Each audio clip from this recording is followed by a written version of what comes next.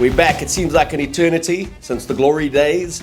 Paris last year, 3 1-point wins, Boks world champions. Finally, Test rugby back. Oh, I missed it. I missed Test rugby. We're up against Wales.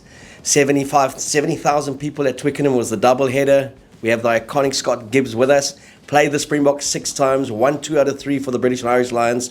On the receiving end, 3 for Wales, but it's that 97 performance. Famous for running over Osterrein. No one's ever done that again. No one will ever try to do that again. But we spoke pre the Test match, Scotty. We spoke about what Wales would want to get out of before they head off to Australia. Primarily for our audience, what do you think the Springboks took out of it? It's the first time you've seen that Springbok side play. A lot of changes because of injuries. Tony Brown as the backs coach. Do you see any variations there?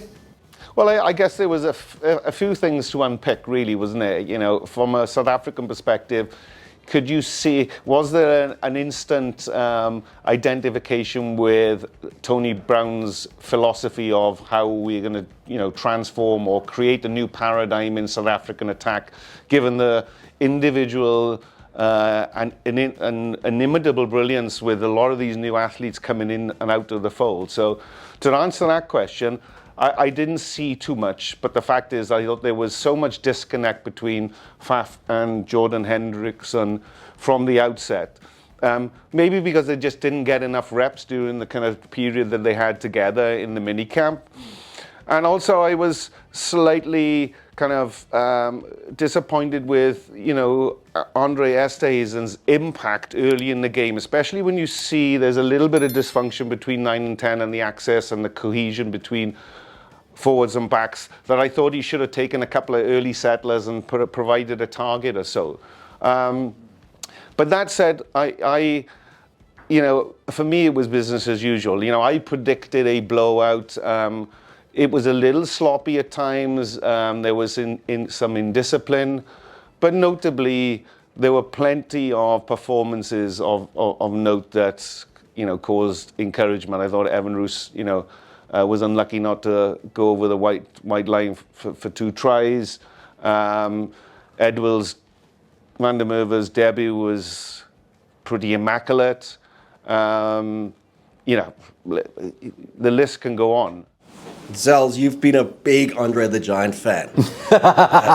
He looks like a monster. But I really like him. And so let me give you some context. Is that, you know, he's 6'4", 18 and a half stone, up against Mason Grady, obviously a tower of a physical unit that is an athletic specimen that's probably had more exposure on the wing than it is at first centre. For those two number 12s, you would have thought that their ability to just to settle early and create a nice tight game plan is the way to create momentum and get some early yardage, some early hits, and get some shapes together. I thought Mason Grady was, you know, had enough productivity during the game, but it didn't see much impact because I think Gatland's coaching message was, let's just pare this back, let's just simplify it. So disappointing in best part for those two players, given that's, you know, that's essentially what I look for, is like the impact of a 12. And I'll go back to Delende. There's just a calming feeling when he's on the field and there's a presence. And again, I just love the way that he can just shift the ball with his feet and his shoulders and so on. Does Andre the Giant ever come through? Because it's now 4 or 5 years. I mean, when Damon came on, you just see a big difference in terms of the quality and the experience. Give us a view there, Ricky. No, there's no Ricky. Ricky's been deported. So I am definitely not an Andre the Giant apologist, but what I will say is that, you know, Scotty alluded to some of the changes that we may see with the Springboks under Tony Brown in terms of the attack. And I wonder whether what we used to seeing is a 12 as a target setter, crashing it up, being physical at the gain line.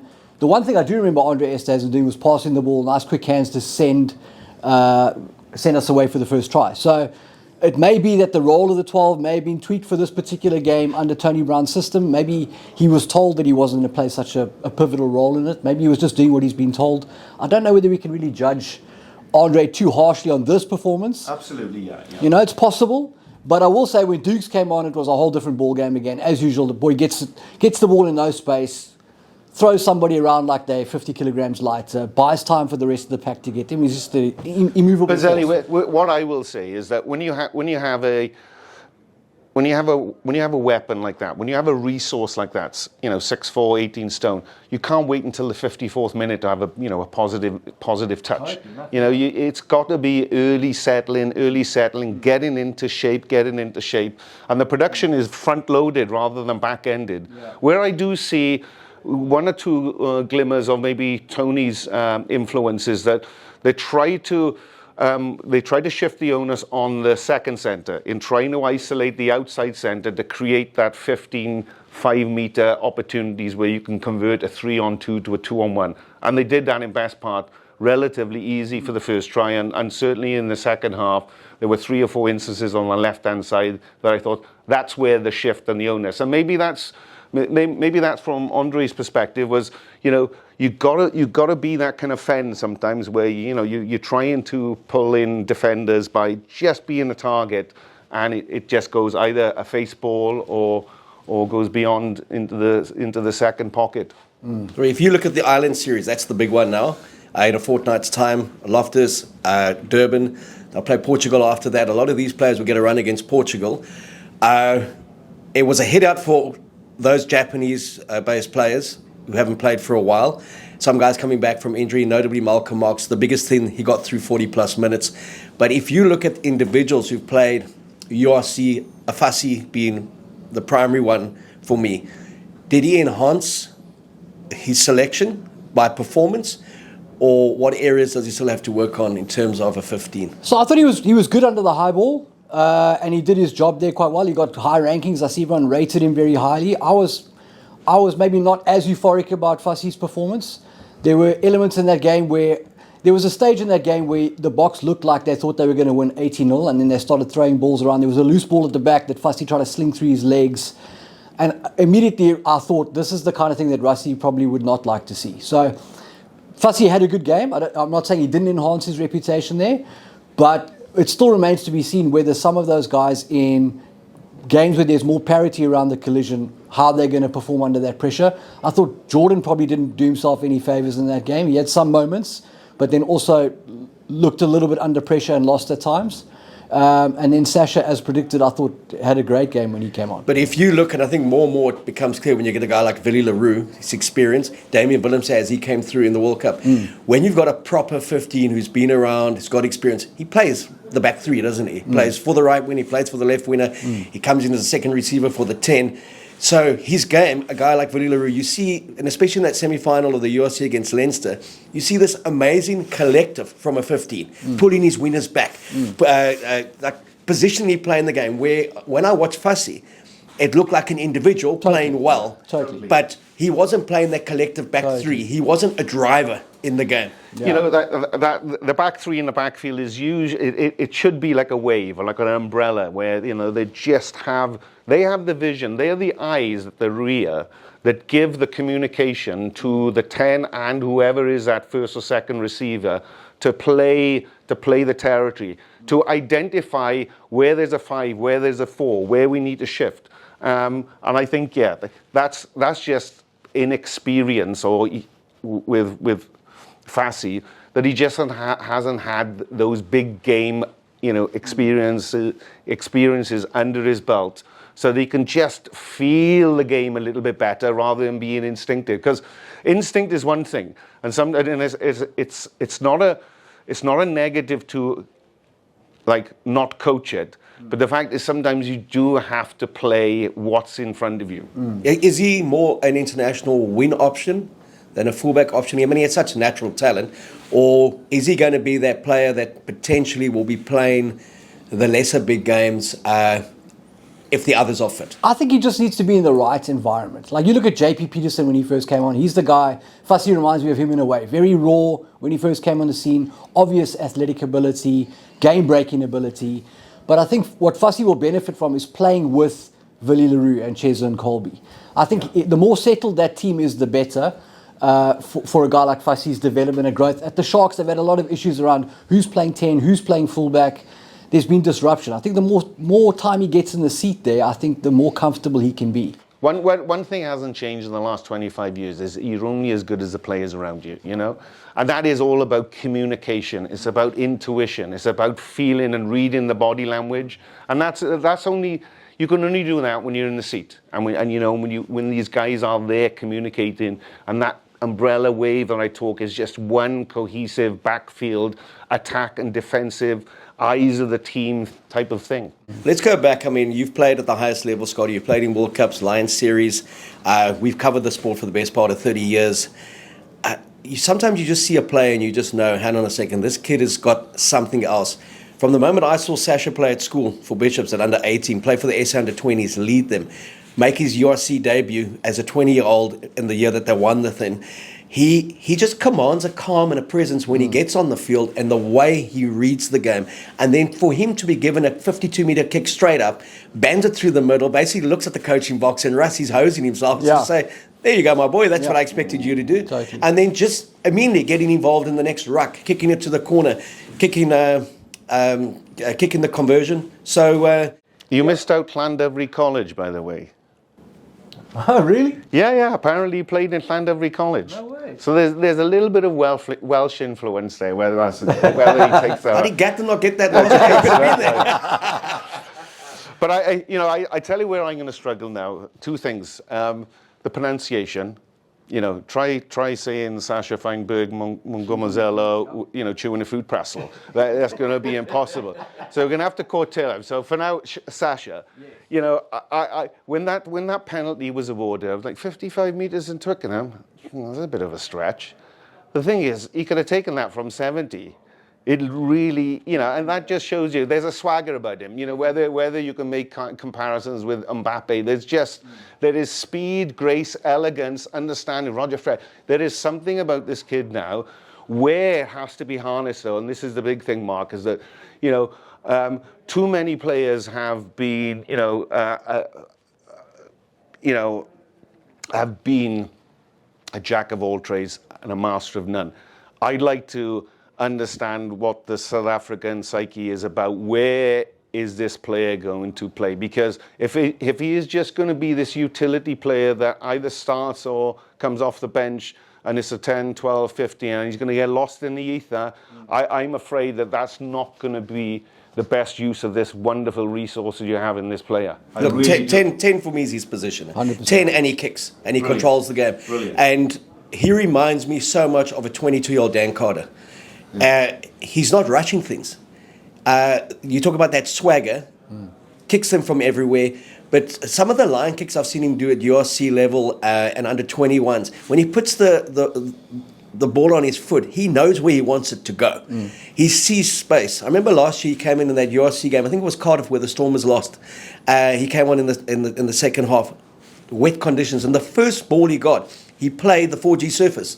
How the ball would sit up in it and just kicked it to where the winner was in open space. And you thought you actually seen a game that others aren't seen. So for me, he was one of the biggest positives that came out. Pollard is there. We know they have a lot of faith in Mani Lebok, but this guy's going to be in the mix with Damian Willemse injured as well, and he's going to be in the mix for a long time. I think the Stormers can write him off. They'll get 6 matches a year out of him now. I don't think he's going anywhere far from that Boks squad. Well, it's amazing in such an informative part of his career as he's evolving as a player, and hopefully, as you said, you know, and nailed on number 10 where there's an option going forward. But the fact is that his understanding, as you say, of game management, time and belief and confidence on the ball, and then playing the different surfaces. You know, whether, as you say, with a 4G pitch, he came off the bench in Newport, changed the game on a dime. Exactly. Two tries in three touches. And you kind of go, that is just one of life's impossibilities, to have such an impact. When you're away from home, you are chasing the game, and you're looking for players to say, well, what are you going to do? Usually that is someone who's going to make a carry, or someone who's going to just change it with a defensive orientation. But the fact he did it with the ball on the toe, with a worm ball, with a bird ball, you know, a special talent, a real special talent. How that gets harnessed now will be literally the testament to the intelligentsia of the backroom staff of the Boks, and it is something to behold. Yeah, I think just the way that, I mean, in that match Scotty's talking about, he comes back from long-term injury. The team is all over the field, and he just straightens the line, creates a try, catches the ball behind him to score on the touchline. Yeah. What you said, Dan Carter, his temperament reminds me of Andre. When Andre came out as a youngster, under 20 level, he looked like a veteran of World Cups. He looked like the occasion was too small for him. It was too easy. Well, when he came from his school desk to win the Under-20 World Cup and be the only South African player ever to play for the Under-20s as a schoolboy, and they went back and wrote an exam the next day, you knew that this kid had something special. When he scored 2 tries against the All Blacks at Ellis Park, and Heineke Meyer, God knows why, but he pulled him on 59 minutes to keep him humble. He also pulled that He also pulled that whole front row as we were on the try line. He's Sasha, youngster, the future, but a guy that for me just is getting a lot better with age, doesn't get his full reps, Jesse Kriel. Yes, I was hoping you were going to talk about him. I mean, if I think where he was in 2015, Japan beats South Africa, he gets fended off. Sonny Bill Williams is picking him up off the turf in the semi-final, telling him that could easily be me that you're picking up. Sat behind Lukhanyo for a good season and a half. While Lukhanyo was playing great rugby, got an opportunity, the ultimate team man, always there and thereabouts. Brilliant at the World Cup. I watched that France quarterfinal the other day it was playing. He was just outstanding. Had an injury in Japan early season, came back, and I just thought industrious, confident, and hell of explosive. Yeah, we spoke about the Japanese players looking a bit rusty, but Muscle Tech was one guy who came straight back into the lineup and was playing like we played the World Cup final 2 weeks ago. Like he's hot, on form, looked calm, controlled proceedings, massive impact. For me, there's a long graveyard of players that have just had a career of being a rugby athlete.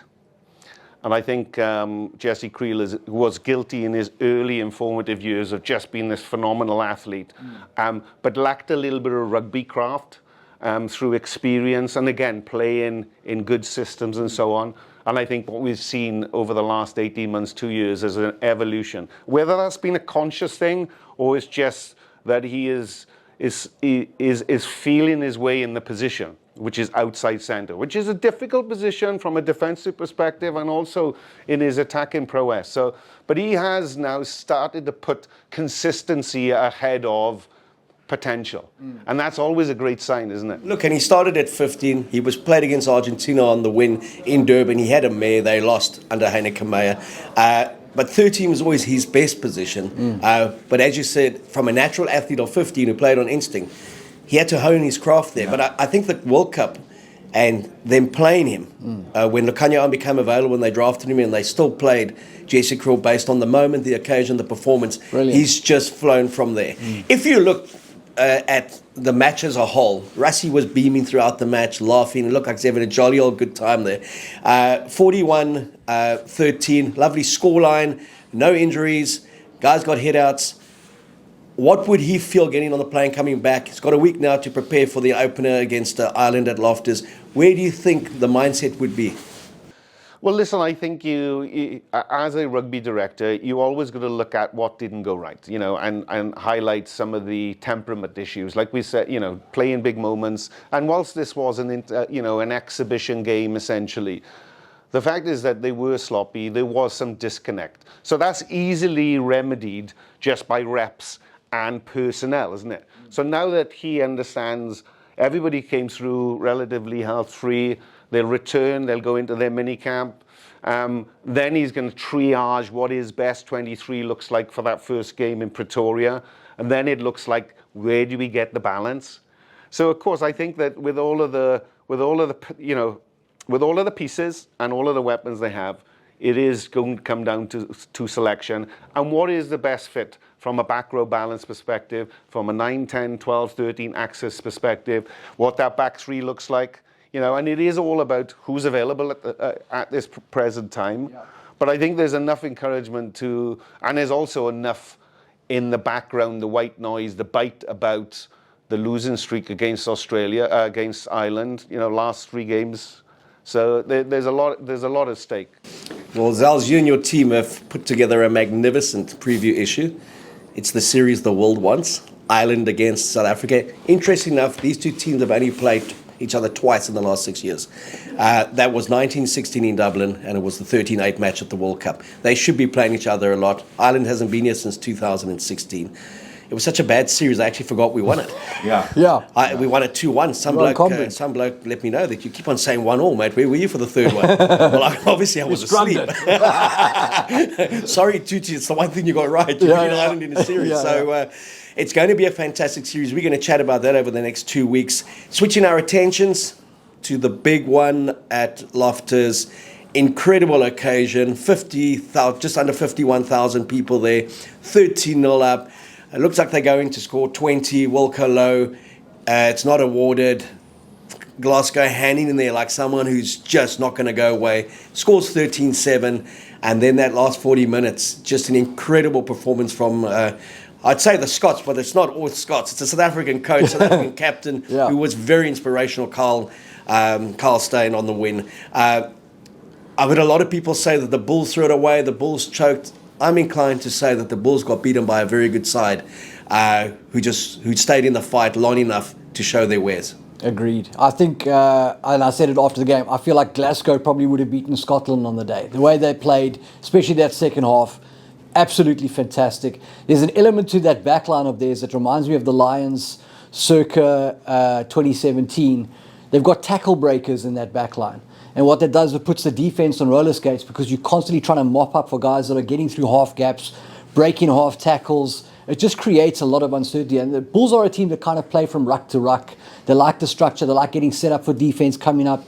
But that backline, Steyn, Cancellieri, all those guys had the feet and the physicality to create doubt in the contact situation. I think that kept Glasgow's attack rolling and kept the Bulls spending a lot of energy on D.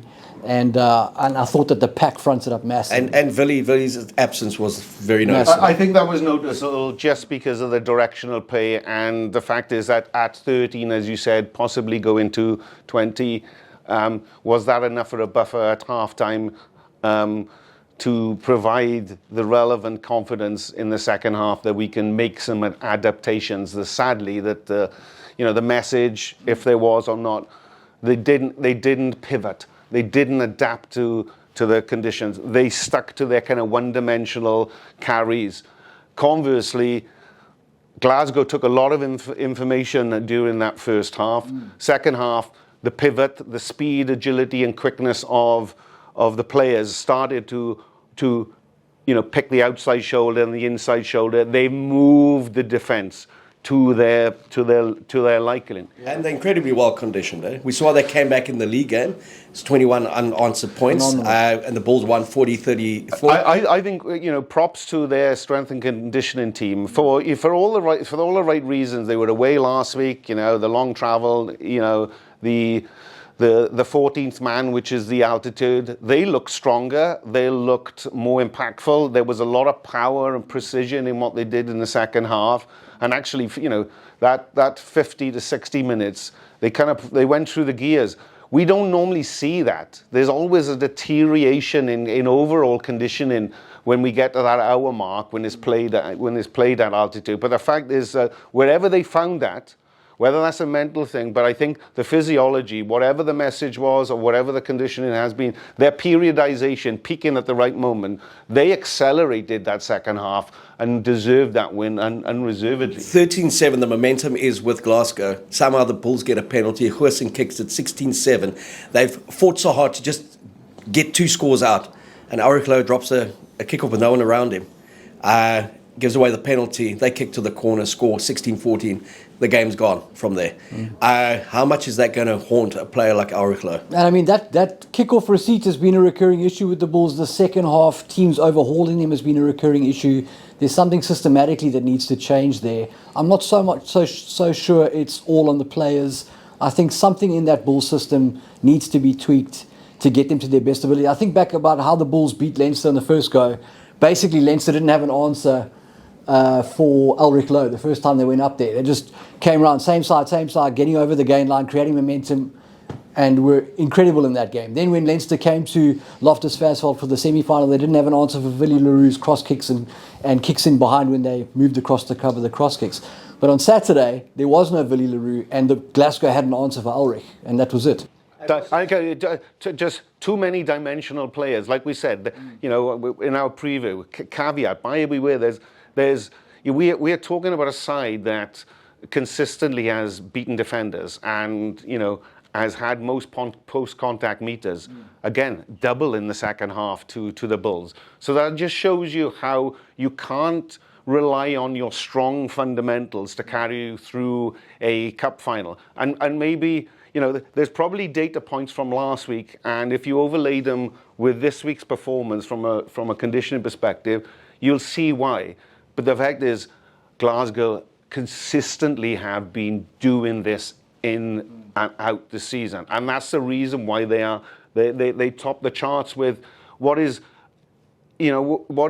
the most intangible kind of data point is what rugby's all about: beating defenders, post-contact meters, carrying more. So and great to see someone like Franco, because we talk about Rassie and Jacques going to Munster and kind of completing their apprenticeship there. His time in Italy, now going to Scotland. I mean, he is becoming one of the more sought-after young coaches in world rugby. Well, I talked last week on our show about this production facility that is, South Africa and developing talent. The great thing is that with Franco Smith, Johan van Graan, what we're seeing now is a younger profile of a coach that probably understands professional sport in its entirety a lot better than some of those that are longer tooth in their tenure. So it is exciting that there's potentially a handful of great coaches applying their trade overseas, but bringing a new paradigm, or the ability to bring a new paradigm into South African rugby to make sure that it goes forward in the right hands. And then you think the quality of the South African players / coaches that aren't necessarily involved in this country. Now we've seen Duan van der Merwe become a superstar for Scotland, play for the British and Irish Lions, very good for Edinburgh. Kyle Steyn, he was playing for Stellenbosch University, he's playing for Griquas. Captain of Glasgow, very good for Scotland. He comes from the right stock in terms of leadership. His old man, Rory Steyn, was the personal bodyguard to the late Nelson Mandela. I was so impressed with his leadership on a Saturday evening, the questions he asked, when he asked them, when he just double-checked with a referee to think maybe this is going a bit towards the home crowd. Just articulate and outstanding, and I think Scotland have certainly got a good one there, thanks to a grandmother. But to get 51,000 people at Loftus, URC, wow, 3 different winners, 3 different countries, 2 in succession, the team being on the road, playing a semi-final away and a final away, glorious and winning. comp. So, hey, forget about the travel and everyone says it can't be done. It can be done. A lesson for South African teams, if we should go for a final, it can be done. It's been done the last 2 seasons in Cape Town, in Loftus. 56,300 here when Munster did it to the Stormers. Correct. 51,000 when Glasgow did it to the Bulls. Fantastic end to our domestic season. I watched for the first time this season, I watched a complete game, and it was the Super Rugby Pacific Final. 51,000 at Eden Park. It reminded me of being there in 2011. There was a fervour of buzz that I just haven't seen for a long time in New Zealand rugby, and a fantastic performance from the Blues, who I felt looked like the Boks. Vern Cotter, 10 years at Clermont, 2 years at Montpellier. He did a stint with Scotland, won 19 out of 35 games, and he did a season with Fiji. He has turned Auckland Blues into something people said you couldn't. A team with a pack with some wonderful backs. Sure. I mean, yeah, there was. The Blues blew the Chiefs away. I caught the game. I recorded it and watched it on Sunday. The Blues were ferocious. I do think that the Chiefs didn't pitch in that game at all. I mean, when I see Patrick Tuipulotu running through the whole of the Chiefs pack, I couldn't believe it was the same guy. But one thing that where did they send him for that exactly, mate. One thing New Zealand rugby does have is some kick-ass outside backs who can finish. Some real brutes with speed and tenacity. I see Talia, Reese, Caleb Clark are all in that All Black squad.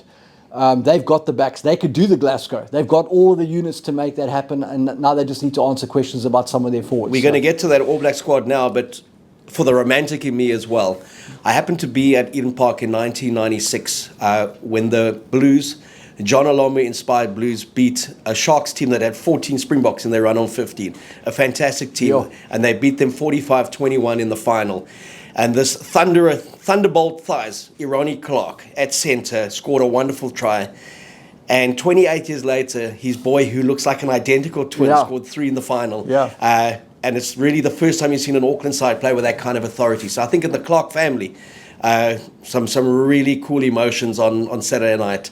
Scotty, five additions to the All Black squad in terms of uncapped players. A lot of players not available because of injury. Some big retirements. Retalix in Japan. Whitelocks finally said goodbye with a win for the Barbars against Fiji. Same group of players, different coaches.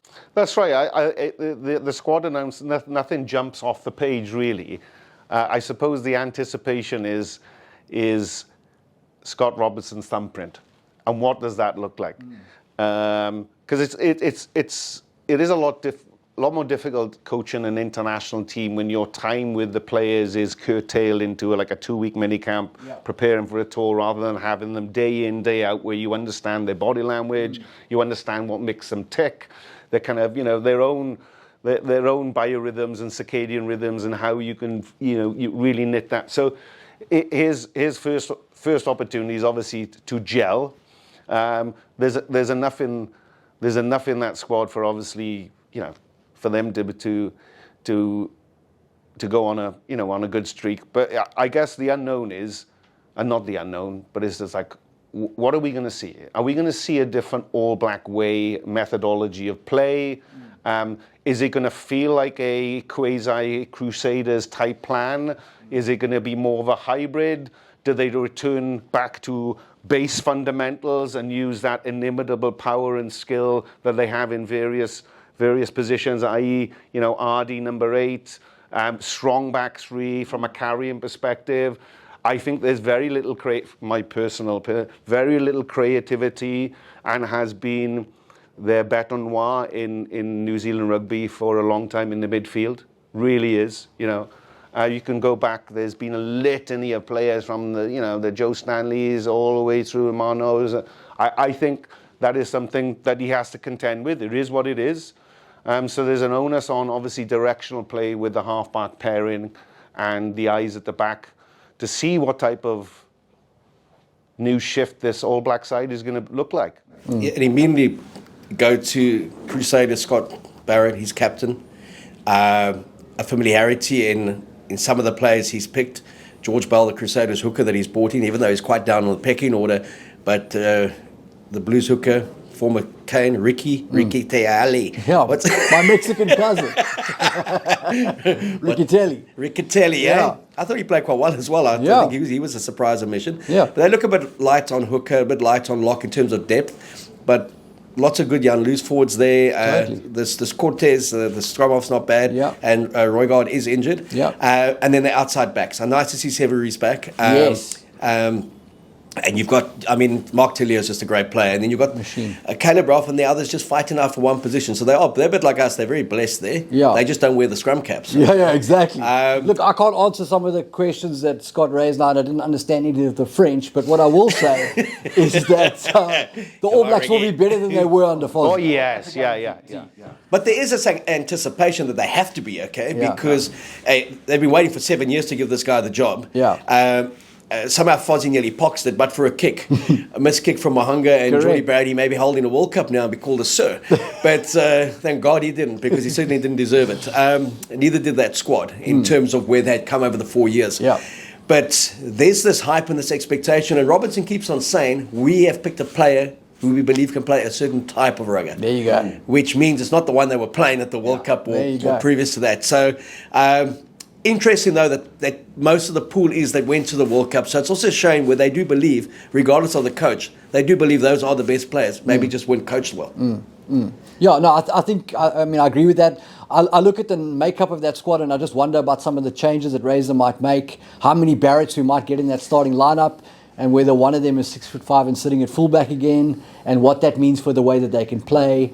But they've definitely got the cattle to kind of make up for a lack of grunts up front, with some of those backs that they've got there, because they really are a unique threat out Well, wide. the one thing that we expect from Scott Robertson, that they will be, pardon the pun, razor sharp in communication, in understanding, you know, both thematically and conceptually in the context of the overall game plan. They're not going to be looking around, looking at each other, like, what are we doing now? Their ability to think quick on their feet, their adaptability to change certain situations, but again, underpinned by just constant communication of knowing what role you have to do from 1 to 23. That is the base that Robertson will instill in his players, is this instinctive belief that what I'm telling you is knowledge, and knowledge is king.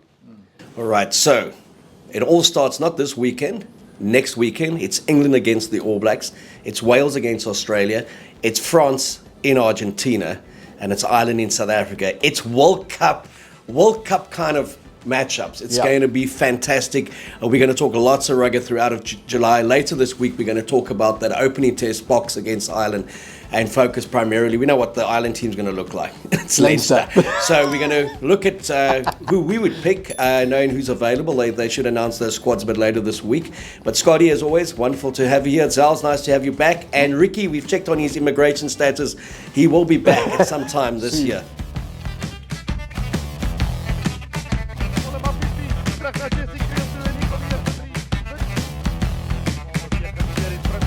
En die gaat slower in de lijn. Maar Pipi, wat was